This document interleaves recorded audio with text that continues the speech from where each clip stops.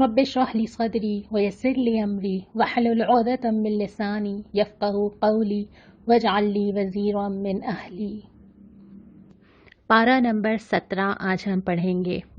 میں نے کل آپ سے سوال کیا تھا کہ سورہ کہف کی روشنی میں جو 6 چیزیں ہمیں بتائی گئی تھیں جن سے ہم دجال کے فتنے سے بچ سکتے ہیں، ان 6 چیزوں کے لیے آپ نے کیا سوچا ہے کہ آپ کیا کریں گے؟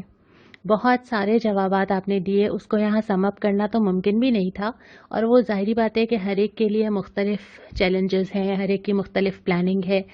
عمل صالح کرنا ہے، اللہ کی کتاب سے بھی جڑنا ہے، دنیا سے اپنے آپ کو بچانا بھی ہے، آخرت کی تیاری بھی کرنی ہے، صبر بھی کرنا ہے، اور ایسے لوگوں سے اپنے آپ کو جوڑنا ہے جو اللہ کی طرف جانے میں ہمارے مددگار ہوں۔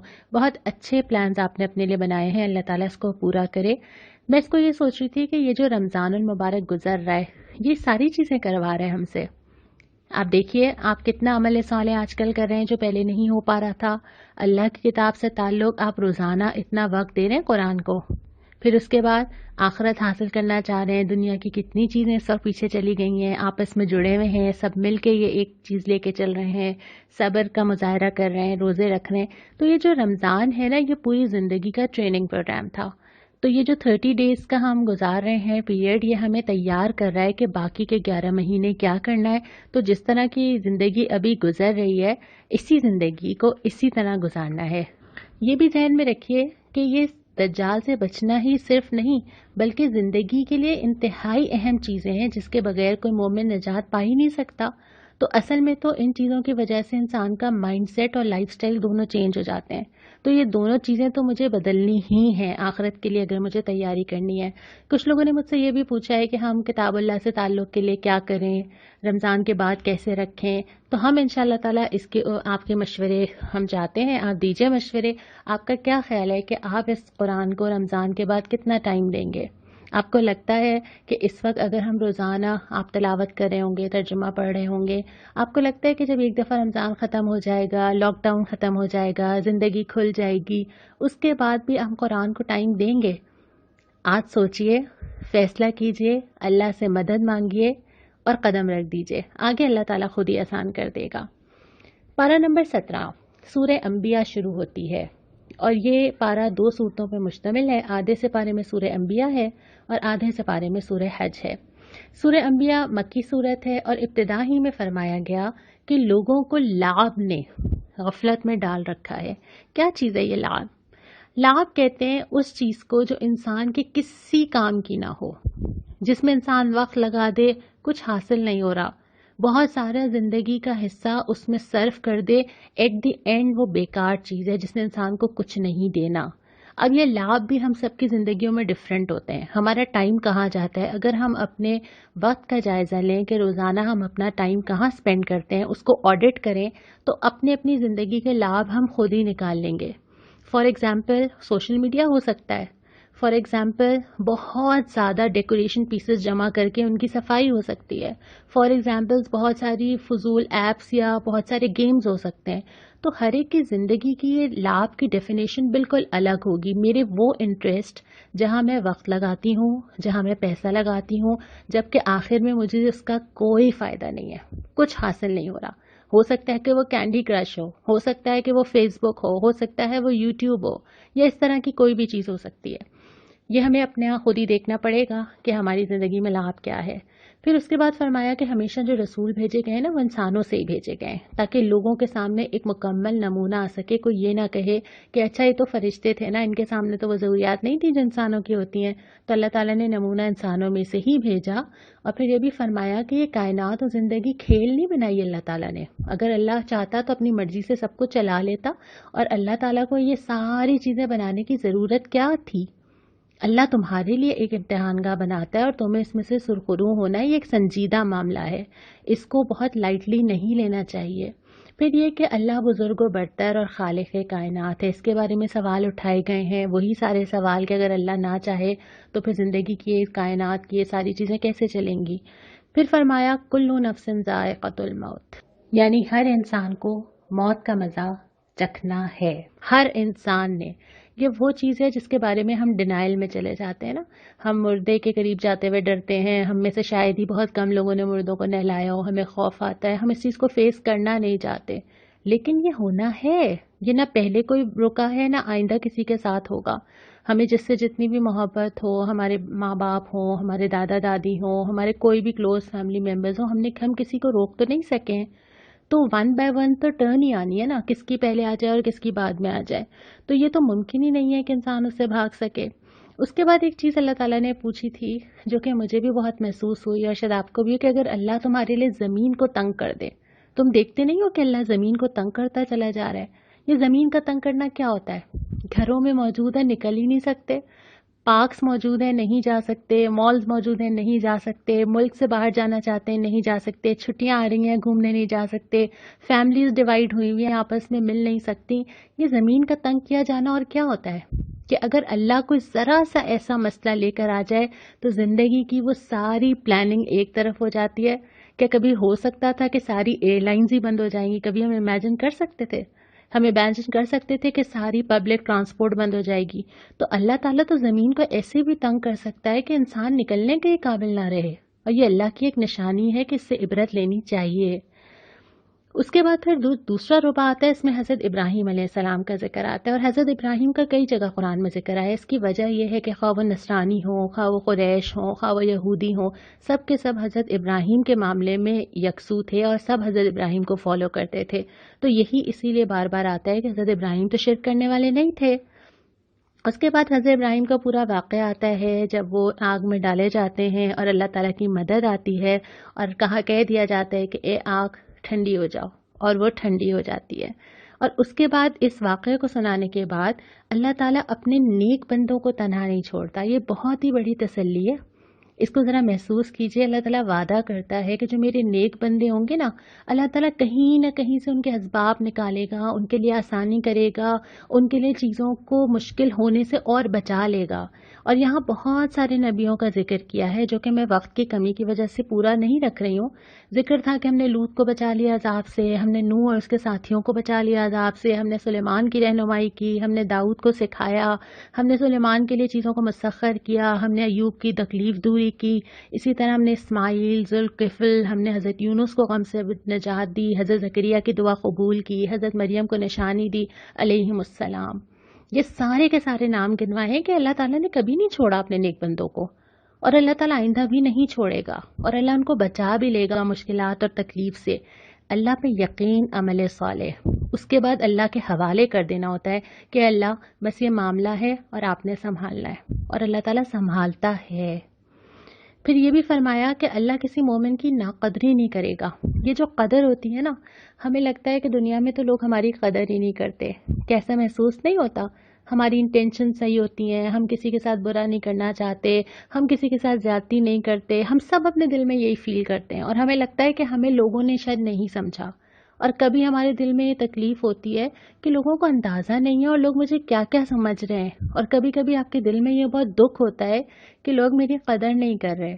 اللہ تعالیٰ فرماتا ہے اللہ کسی کی ناقدری نہیں کرے گا.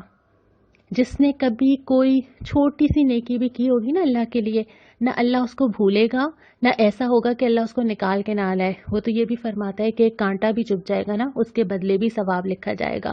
کوئی چیز گم جائے گی تو وہ جتنی دیر میں مومن تلاش کر رہا ہوگا نا, اس کو جو وقتی سی ایک گھبراہٹ یا وقتی سا ایک سٹریس ہوگا, اللہ تعالیٰ اس کے بدلے بھی ثواب لکھے گا. تو اللہ تعالیٰ ناقدری کرنے والا نہیں ہے. انسان ہیں جو اللہ تعالیٰ کی ناقدری کر جاتے ہیں. تو ان چھوٹی نیکیوں کو بھی بہت اہم سمجھنا چاہیے. اس کے ساتھ ساتھ اللہ پہ یقین ہونا چاہیے کہ اگر میں نے کوئی معاملہ اپنی اچھی نیت کے ساتھ کیا ہے, خلوص دل کے ساتھ کیا ہے, تو مجھے اس بات کی کوئی پرواہ نہیں ہے کہ کوئی اور قدر کرتا ہے یا نہیں کرتا, جب تک کہ اللہ قدر کرنے والا ہے. جب آپ کو یہ یقین ہو جاتا ہے نا, پھر آپ کی ایکسپیکٹیشنز ہی نہیں ہوتی لوگوں سے. پھر آپ کو یہ نہیں ہوتا کہ اچھا میں نے کیا تو کسی نے میرے ساتھ کیا کیا, میرے بارے میں کوئی کیا سوچتا ہے, میرا امپریشن کیا ہے, کوئی میرا کیا امیج سمجھتا ہے. ان ساری چیزوں سے آپ بے پرواہ ہو جاتے ہیں, کیونکہ آپ کو پتہ ہوتا ہے کہ آپ جو چیز اچھی کر رہے ہیں اب اللہ تعالیٰ کے پاس رجسٹر کروا رہے ہیں. لوگوں کے پاس رجسٹر نہ ہوئی ہے نہ ہوتی ہے. اس کے بعد پھر فرمایا کہ قیامت کے دن سب کے سب اللہ کے سامنے پیش ہو جائیں گے، ہر چیز لے کر، اپنا اعمال نامہ لے کر خدا کے حضور پیش ہوں گے، سارے جواب دیں گے، ایک ایک چیز نکالی جائے گی، پوچھا جائے گا آ گئے، اور وہ کہیں گے کہ ہاں ہم آ گئے۔ پھر نبی کریم صلی اللہ علیہ وسلم کی بعثت کو اللہ کی نعمت قرار دیا گیا ہے کہ اللہ نے تمہارے اوپر بہت بڑا احسان کیا ہے کہ اللہ کا نبی بھیجا ہے تو تمہیں ہر چیز سکھا گیا، ہر چیز کی تعلیم دے دی، کوئی حکم نہیں ہے جو ہمیں نہ پتا ہو، اٹھنا کیسے، بیٹھنا کیسے، معاملات کیسے، گھروں کے اندر کیسے، باہر کیسے، ہر چیز نمونہ جو ہے وہ حضرت نبی صلی اللہ علیہ وسلم کی شکل میں موجود ہے۔ اس کے بعد پھر یہاں پہ یہ صورت تو مکمل ہوئی، اور جو تیسرا ربع ہے اس میں سورہ حج شروع ہوتی ہے۔ سورہ حج مدنی صورت ہے اور آغاز ہوتا ہے قیامت کے دن سے، کہ اتنا وہ خوفناک دن ہوگا کہ جو عورت اپنے بچے کو دودھ پلاتی ہے وہ بچے سے غافل ہو جائے گی، یعنی کسی بھی انسان کے سب سے بے غرض رشتہ جو ہوتا ہے وہ اپنی اولاد کے ساتھ ہوتا ہے، تو وہ اولاد سے بے پرواہ ہو جائے گی، جو حاملہ ہوگی اس کا حمل گر جائے گا، اور بہت ہی خوفناک یہ چیز ہوگی۔ اور اس کے بعد پھر فرمایا کہ انسان کی تشکیل کے مرحلے کیا ہیں، اور یہ بعد میں پھر سائنس نے اس کو پروف کیا کہ جتنی چیزوں کا اس آیت میں ذکر آیا ہے اس میں سے ہر ایک کا جو ہے وہ 40 ڈیز کا جو ہے وہ ڈیوریشن ہے، جس میں انسان کی ڈیورنگ پریگننسی چینج آتا رہتا ہے، یعنی پہلے وہ بوند ہوتا ہے، پھر وہ خون میں چینج ہو جاتا ہے، پھر وہ لوتھڑے کی شکل بنتا ہے، پھر وہ بوٹی کی شکل بنتا ہے، اور کیسے سٹیپ بائی سٹیپ اللہ تعالیٰ ایک بوند سے ایک انسان بنا کر کھڑا کر دیتے ہیں۔ اس کے بعد فرمایا کہ جب اللہ تعالیٰ نے جان ایک دفعہ ڈال دی تو دوبارہ جان دینا، جان لینا اللہ تعالیٰ کے لیے تو کوئی مشکل نہیں ہے، وہ نیند کی حالت میں ہو روزانہ جان کا نکلنا اور جان کا واپس آنا، یا وہ مرنے کے بعد دوبارہ ہو، اللہ کے لیے کوئی مشکل نہیں ہے۔ اور ایک اور چیز بھی یہاں پہ فرمائی تھی کہ انسان ایک بدترین عمر تک پہنچ جاتا ہے کہ سب کچھ جاننے کے بعد کچھ نہ جانے۔ ایک سٹیج ایسی آتی ہے جس میں اس کو لگتا ہے کہ بس مجھے سب پتہ ہے، جو پاور، جو سمجھ میرے پاس ہے بس یہی سب سے زیادہ ہے۔ پھر جب آپ مڈ لائف سے گزرتے ہیں تو آپ کو پتہ چل جاتا ہے کہ چیزیں آپ کے ہاتھ سے سلپ ہو رہی ہیں اور آپ ان کو روک نہیں پاتے، آپ کے ہاتھوں کے رنکلز ہوتے ہیں، آپ کی سکن کا ٹیکسچر چینج ہونا شروع ہو جاتا ہے، آپ کا جسم آپ کا ساتھ نہیں دیتا، آپ کو کھانے پینے میں پرابلمز ہونے لگتے ہیں، تو پھر آپ کو پتہ چلتا ہے کہ اچھا یہ طاقت نے ہمیشہ نہیں رہنا تھا، اور اب ہر آنے والا دن اس کو کم ہی کرے گا۔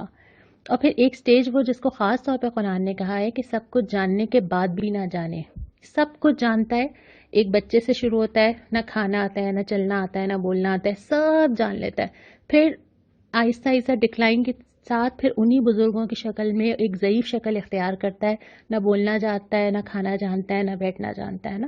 تو اللہ تعالیٰ کیسے انسان کو اس کی آنکھوں کے سامنے ہی دکھاتا ہے کہ وہ ایک طاقت تک پہنچتا ہے اور پھر کمزوری کی طرف سفر کرتا ہے۔ پھر فرمایا کہ لوگوں میں سے کوئی ایسا بھی ہے جو کنارے پہ رہ کے اللہ کی بندگی کرتا ہے۔ کنارہ کیا ہوتا ہے کہ بس پرابلم نہ آئے کوئی، باقی سب ٹھیک ہے، مطلب میں بندگی اس وقت تک کروں جب تک مجھے کوئی مشکل نہ ہو، آسانی ملتی رہے، آسان احکام ہوں، کوئی زندگی میں تبدیلی نہ لانی پڑے، کوئی میرے اوپر کوئی آزمائش یا مشکل نہ آئے۔ تبصرہ یہ کیا ہے کہ اس کی دنیا بھی گئی اور آخرت بھی، دونوں میں سے ایک چیز آپ کو حاصل کرنی ہوتی ہے کمپلیٹلی، یا آپ دنیا کے لیے لگ جاتے ہیں یا آپ آخرت کے لیے لگ جاتے ہیں۔ اگر آپ دونوں چیزوں کو لے کے چلنا چاہیں، یہ پاسبل ہی نہیں ہے، یہ تو حدیثیں بھی بتاتی ہیں کہ یہ منافق کی کوشش ہوتی ہے کہ آخرت بھی مل جائے اور دنیا بھی مل جائے نا، تو دونوں میں سے ایک آپ کو پریورٹی بنانی ہوتی ہے، لیکن جو دونوں لینے کی کوشش کرے گا وہ دونوں کو ہی ڈبو دے گا۔ اس کے بعد پھر خطاب آتا ہے حضرت ابراہیم علیہ السلام کا، جب کعبے کی وہ دیواریں اٹھا رہے تھے تو اللہ تعالیٰ نے جو ہدایات دی تھیں کہ میرے گھر کو پاک رکھو، حج کرنے والوں کے لیے اذن دو، لوگ آئیں طواف کریں۔ اس کے بعد پھر فرمایا کہ شرک اور جھوٹی باتوں سے پرہیز کرو۔ یہ جو جھوٹ ہے نا، زبان سے نکلنے والے وہ الفاظ جو ہم نے پہلے بھی بات کی تھی کہ یہ کہاں کہاں تک دلوں کو خراب کرتے ہیں، خاندانوں کو خراب کرتے ہیں، معاشرے کو خراب کرتے ہیں۔ پھر فرمایا بشارت ہے ان کے لیے جو عاجزانہ روش اختیار کریں گے۔ یہاں پہ جو ورڈ یوز ہوا ہے نا وہ ہے مخبتین۔ مخبتین اس کو کہتے ہیں جو سرنڈر کر دے، چھوڑ دے، اپنے آپ کو حوالے کر دے، اپنی میں کو مٹا دے، اور اللہ کے لیے جو یہ کام کر لینا اس کے لیے بشارت ہے کہ جو اپنے آپ کو اللہ کے لیے سرنڈر کر دے اور اللہ تعالیٰ سے پوچھے۔ جب ہم قرآن اٹھاتے ہیں تو ایکچولی جو مطلوب ہوتا ہے وہ یہ ہوتا ہے کہ اب ہم سرنڈر کر کے اللہ تعالیٰ سے پوچھیں، جی مجھے بتائیے مجھے اب کیا کرنا ہے۔ ہم سب جو اب قرآن سن رہے ہیں ہم کس لیے سن رہے ہیں؟ کیا اس لیے کہ ہم ایک دفعہ سنیں گے اور نیکیاں کمائیں گے اور زندگی ویسی ہی چلتی رہے گی؟ نہیں، زندگی ویسی نہیں چلے گی۔ تو اس چیز کو یہاں پہ فرمایا ہے کہ جو عاجزی اختیار کریں اور وہ اپنی میں مٹا کے اللہ کے سامنے جھک جائیں۔ پھر قربانی کے جانوروں کا ذکر کیا کہ اللہ تعالیٰ کو قربانی کا جانور نہیں پہنچتا ہے بلکہ تقویٰ پہنچتا ہے، اور یہی اصول ساری عبادات کے اندر ہے کہ وہ جو ظاہری چیزیں ہیں نا وہ ایک حد تک میٹر کرتی ہیں، لیکن اس سے زیادہ میٹر یہ کرتا ہے کہ تمہارا دل کہاں ہے اور اللہ سے تمہارا تعلق کیسا ہے۔ پھر چوتھا ربع شروع ہوتا ہے اور یہ سورہ حج کا سیکنڈ ہاف ہے۔ اللہ تعالیٰ ضرور ان لوگوں کی مدد کرے گا جو اس کی مدد کرتے ہیں۔ اب اللہ تعالیٰ کو تو ضرورت نہیں ہے کہ ہم اللہ تعالیٰ کی مدد کریں، اللہ کسی کی مدد کا محتاج نہیں ہے، لیکن فوراً ہی بتا دیا کہ اللہ تعالیٰ کن لوگوں کو کہتا ہے جو اللہ کی مدد کرتے ہیں۔ جب جنہیں زمین میں اقتدار ملتا ہے، پاور ملتا ہے، تو وہ کیا کرتے ہیں؟ 4 چیزیں ہیں: نماز قائم کرتے ہیں، زکوٰۃ ادا کرتے ہیں، نیکی کا حکم دیتے ہیں، برائی سے روکتے ہیں۔ یعنی معاشرے کو نیکی پہ گامزن کرنے والے لوگ، جہاں بھی ان کو اقتدار ملے، یہ گھروں کے اندر ملے تو گھروں کے اندر یہ سسٹم ہوگا، اور اگر یہ حکومت ملے تو وہاں پہ بھی یہ سسٹم ہوگا۔ تو جو اللہ کے دین کو غالب کرتا ہے نا، جو اللہ کے دین کے لیے کوشش کرتا ہے، اللہ تعالیٰ اس کو اپنی مدد قرار دیتا ہے۔ اس کے بعد فرمایا کہ آنکھیں اندھی نہیں ہوتی، دل اندھے ہو جاتے ہیں۔ سامنے سب کچھ موجود ہوتا ہے، دکھائی نہیں دیتا۔ اسے ہم نے پہلے سورہ بقرہ کے شروع میں بھی پڑھا تھا نا، اندھے ہیں، بہرے ہیں، گونگے ہیں، سمجھ میں نہیں آتا، سامنے موجود ہوتا ہے، ہدایت آ رہی ہوتی ہے، اندر نہیں جا رہی ہوتی، تو اللہ تعالیٰ فرماتے ہیں کہ ان کے اصل میں دل اندھے ہو گئے۔ اس کے بعد فرمایا کہ اللہ ہی حق ہے اور باقی جتنی چیزیں ہیں وہ سب کی سب باطل ہیں۔ پھر مکی کی مثال دی اور پھر ایمان لانے والوں سے مطالبہ کیا کہ یہ کام کر لو۔ کیا کیا کر لو؟ ایمان لے آؤ، رکوع اور سجدہ کرو، اپنے رب کی بندگی کرو، نیک کام کرو، اور جہاد فی سبیل اللہ کرو، اللہ کی راہ میں جد و جہد کرو۔ یہ 5 چیزیں تھام لو، اور پھر فرمایا کہ دیکھو اللہ تعالیٰ نے تمہیں چن لیا ہے۔ اس قدر کو بہت زیادہ محسوس کیجئے اور بہت زیادہ شکر ادا کیجئے اللہ تعالیٰ کا۔ یہاں پہ تو یہ فرمایا کہ اللہ تعالیٰ نے تمہارا نام مسلم رکھا ہے، اس نے دین میں تمہارے اوپر کوئی تنگی نہیں رکھی، اس نے تمہیں اپنی کام کے لیے چن لیا۔ لیکن اللہ تعالیٰ نے، ہم نے شروع میں بھی یہ بات کی تھی کہ اللہ تعالیٰ ہر بندے کو ہدایت پہ چلنے کا موقع بھی نہیں دیتا۔ اللہ تعالیٰ ہر ایک کا دل بھی اپنی کتاب کے لیے نہیں کھولتا۔ اللہ ہر ایک کو قرآن سے رجوع کرنے اور عبادت کرنے اور زندگی بدلنے اور جنت میں جانے کے لیے کوشش کرنے کی توفیق نہیں دیتا۔ تو اگر اللہ تعالیٰ نے دی ہے تو اس کا مطلب ہے اللہ تعالیٰ نے آپ کو چنا ہے۔ میں ہمیشہ یہ سوچتی ہوں کہ اگر میں آج قرآن اٹھا رہی ہوں یا آپ نے بھی آج اٹھایا ہوا ہوگا یقیناً قرآن، تو کہیں تو اللہ تعالیٰ نے یہ بات کی ہوگی نا کہ اس کو قرآن سنانا ہے، کہیں تو یہ فیصلہ ہوا ہوگا نا، کہیں تو یہ ہوگا کہ نہیں اس کے اندر ابھی چانس ہے۔ حالانکہ ہماری زندگیاں کیسی گزر رہی ہیں، ہم زندگیوں میں کبھی آخرت کے قریب آتے ہیں، کبھی دنیا کی طرف چلے جاتے ہیں، تھوڑا ادھر لپکتے ہیں، پھر تھوڑا سا پیچھے آ جاتے ہیں، لیکن اللہ تعالیٰ نے اپنے رجسٹر میں میرا آپ کا ذکر کیا ہے۔ جب ہی اللہ تعالیٰ نے یہ موقع دیا ہے، اللہ کا شکر ادا کرنی چاہیے اور ڈرنا چاہیے اس بات سے کہ ایسا نہ ہو کہ میں ان ناقدروں میں سے شمار ہوں جنہیں اللہ چن کے بٹھاتا ہے، اللہ اپنی کتاب ہاتھ میں دیتا ہے اور پھر بھی وہ اللہ کی طرف رجوع نہیں کرتے۔ اس صورت کی آخری آیت بھی یہی ہے جہاں پہ یہ لیسن ختم ہوتا ہے نا کہ اللہ سے وابستہ ہو جاؤ، بس اللہ سے اپنے آپ کو جوڑ کے رکھو۔ فَنِعْمَ الْمَوْلَى وَنِعْمَ النَّصِيرُ، کتنا اچھا ہے وہ مولا اور کتنا اچھا ہے وہ مددگار، جو کبھی مایوس نہیں کرے گا، جو ہمیشہ موجود ہوگا، جو سہارا دے گا، جو کھڑا رہے گا، جو دکھ سنے گا، جس کے سامنے رو سکتے ہیں، جو مدد بھی کر سکتا ہے، جو زندگی بھی بدل سکتا ہے، جو آسانی بھی دے سکتا ہے۔ فَنِعْمَ الْمَوْلَى وَنِعْمَ النَّصِيرُ۔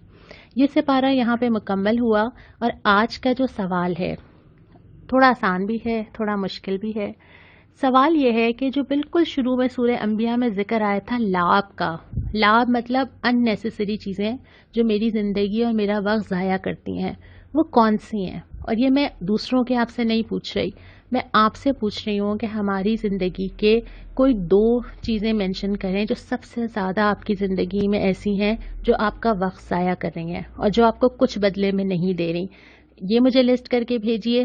اس کے بعد جو دعا آج آئی تھی سورہ انبیاء کی آیت نمبر 83 میں آئی تھی، اے اللہ مجھے بیماری لگ گئی ہے اور تو ارحم الراحمین ہے۔ میں جب یہ لکھ رہی تھی تو مجھے خیال آیا تھا کہ اگر میں بیماری کو وبا سے بدل دوں کہ اللہ ہمارے یہاں وبا آ گئی ہے، اور دعا کیا مانگنی ہے؟ تو ارحم الراحمین ہے، تو سب سے بڑھ کر رحم کرنے والا ہے۔